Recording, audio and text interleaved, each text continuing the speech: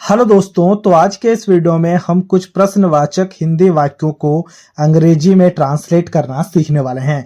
जैसे कि सबसे पहला वाक्य है, क्या तुम स्कूल जाते हो। दूसरा वाक्य है, क्या वह आम खाती है। इसी प्रकार का तीसरा वाक्य है, क्या राहुल क्रिकेट खेलता है। तो इस तरह के वाक्यों को हम कैसे अंग्रेजी में ट्रांसलेट करेंगे, वही हम आज के इस वीडियो में सीखने वाले हैं। तो ये वीडियो बहुत ही मजेदार वीडियो होने वाला दोस्तों, इसीलिए इस वीडियो को एक लाइक जरूर कर देना। और कुछ इसी प्रकार के वीडियोस को देखने के लिए आप हमारे चैनल को भी सब्सक्राइब कर सकते हो। तो ट्रांसलेशन को शुरू करने से पहले मैं एक फॉर्मूला शेयर करना चाहूंगा, जिसके हेल्प से आप इस तरह के ट्रांसलेशन को काफी अच्छे से कर पाओगे। तो फॉर्मूला को मैंने यहाँ पर काफी अच्छे से लिख रखा है, जरा ध्यान से देखना। देखो, जब भी हमारे पास में ऐसा आ जाए ना, सबसे पहले क्या लगा हो, फिर उसके बाद जाते हो, खाते हो, करते हो, कुछ इस प्रकार का शब्दों का प्रयोग किया जाए किसी भी वाक्य में ना, तो हम हमेशा इसी फॉर्मूला का इस्तेमाल करेंगे। सबसे पहले हम डू लिखेंगे या फिर डज लिखेंगे, फिर सब्जेक्ट को लिखेंगे, फिर वर्ब को लिखेंगे, फिर अगर कोई ऑब्जेक्ट है तो ऑब्जेक्ट को लिखेंगे। अब आपका सवाल ये आएगा कि हम डू कब लिखेंगे, डज कब लिखेंगे।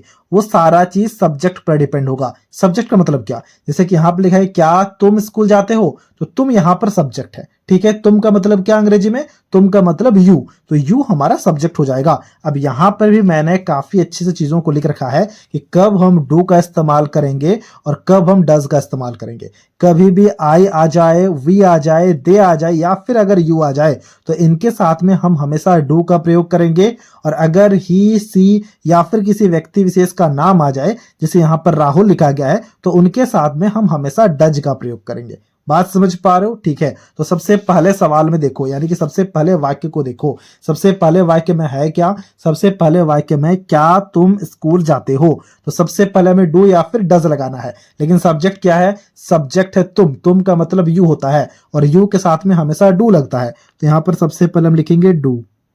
बात समझ पा रहे हो? डू हमने लिखा।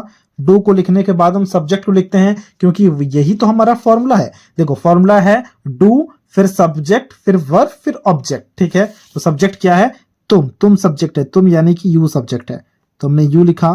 फिर वर्ब, वर्ब क्या है, देखो जाते हो लिखा गया है, यानी कि जाना वर्ब है, तो जाना का अंग्रेजी में मीनिंग होता है गो, तो हम यहां पर लिखेंगे गो। डू यू गो मतलब क्या तुम जाते हो, कहां जाते हो, स्कूल जाते हो के बारे में पूछ रहा है ना, तो हम यहां पर लिखेंगे टू स्कूल, यानी कि ऑब्जेक्ट हो गया स्कूल, तो हमने यहां पर लिखा टू स्कूल। खाली स्कूल लिखना अच्छा नहीं लगता है, इसलिए यहां पर हमने टू स्कूल लिखा है। Do you go to school हो गया क्या तुम स्कूल जाते हो का अंग्रेजी में ट्रांसलेशन। इसी प्रकार से देखो, दूसरा वाक्य है, क्या वह आम खाती है। सबसे पहले बताओ सब्जेक्ट क्या है, सब्जेक्ट है वह, और वह किसके बारे में कहा जा रहा है, किसी एक पुरुष के बारे में कहा जा रहा है या फिर स्त्री के बारे में कहा जा रहा है। देखो, यहां पर खाती है लिखा गया है, यानी कि स्त्री के बारे में कहा जा रहा है, तो वह का मतलब अंग्रेजी में हो जाएगा सी, और सी के साथ में क्या लगता है ना, सी के साथ में डज का प्रयोग होता है, तो हम यहां पर सबसे पहले डज लिखेंगे। ये मैंने अभी अभी आपसे कहा है कि ही और सी के साथ में हमेशा डज का प्रयोग होगा। देखो, ही, सी या फिर व्यक्ति का नाम के साथ में हमेशा डज का प्रयोग होगा, तो यहां पर हमने डज लिखा। फिर हमें सब्जेक्ट को लिखना होता है, सब्जेक्ट वह है, वह यानी कि सी है सब्जेक्ट, डज सी।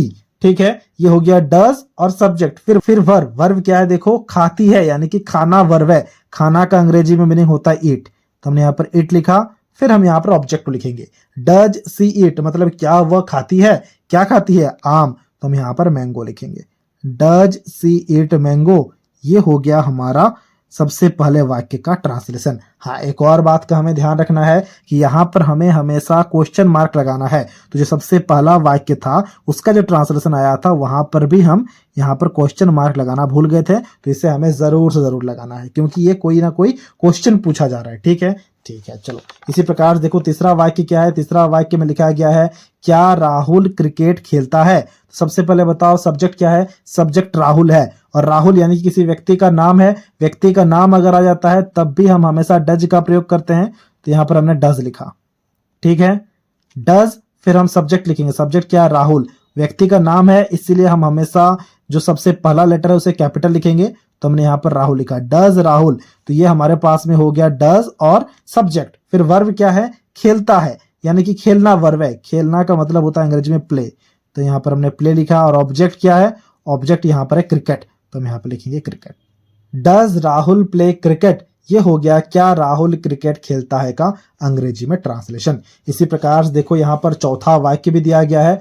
चौथा वाक्य में लिखा गया है क्या वह वहां जाता है। सबसे पहले देखो जाता है लिखा गया है, यानी कि सब्जेक्ट में वह लिखा गया है, इसके लिए अंग्रेजी में हम ही लिखेंगे। और ही हो या फिर सी हो, हम हमेशा डज का ही प्रयोग करते हैं, तो हमने यहाँ पर लिखा डज। सब्जेक्ट हो गया ही, तो हम यहाँ पर ही लिखेंगे डज ही। फिर वर्ब क्या है, जाता है, यानी कि जाना वर्ब है, तो हम यहाँ पर लिखेंगे गो। ठीक है, तो यहाँ पर हमने गो लिखा। डज ही गो मतलब क्या वह जाता है, कहाँ जाता है, वहां जाता है, तो वहां का अंग्रेजी में मतलब होता है देयर, तो हम यहाँ पर लिखेंगे देयर, फिर एक क्वेश्चन मार्क लगा देंगे।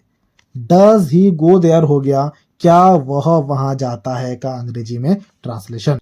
इसी प्रकार से पांचवा वाक्य है क्या मैं अच्छा खेलता हूं।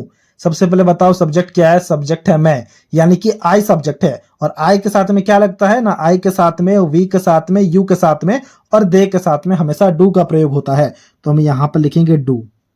डू हो गया हमारा सबसे पहले। ठीक है, फिर सब्जेक्ट को लिखेंगे, सब्जेक्ट हो गया आई, डू आई। फिर वर्ब को लिखेंगे, वर्ब है देखो खेलता हूं, यानी कि खेलना वर्ब है, तो खेलना का अंग्रेजी में मतलब होता है प्ले, तो हमने यहाँ पर प्ले लिखा। ठीक है, डू आई प्ले यानी कि क्या मैं खेलता हूं, क्या मैं अच्छा खेलता हूं, तो अच्छा का अंग्रेजी होता है गुड, तो हमने यहाँ पर गुड लिखा। डू आई प्ले गुड हो गया क्या मैं अच्छा खेलता हूं का अंग्रेजी में ट्रांसलेशन। इसी प्रकार से छठा वाक्य है क्या तुम अंग्रेजी बोलते हो। इसका ट्रांसलेशन अभी आपको खुद से करना है और हमसे कमेंट बॉक्स में शेयर करना है। बोलते हो का जो अंग्रेजी मतलब होता है, यानी कि बोलना का जो अंग्रेजी मतलब होता है, वो होता है स्पीक, वो मैंने यहाँ पर लिख। ठीक है, अब इस ट्रांसलेशन को आपको खुद से करना है और हमसे कमेंट बॉक्स में शेयर करना। तो ये था आज का वीडियो। आई होप ये वीडियो आपको अच्छा लगा होगा। अगर आपको ये वीडियो अच्छा लगा है तो इस वीडियो को एक लाइक जरूर कर देना, और कुछ इसी प्रकार के वीडियोस को देखने के लिए आप हमारे चैनल को भी सब्सक्राइब कर सकते हैं।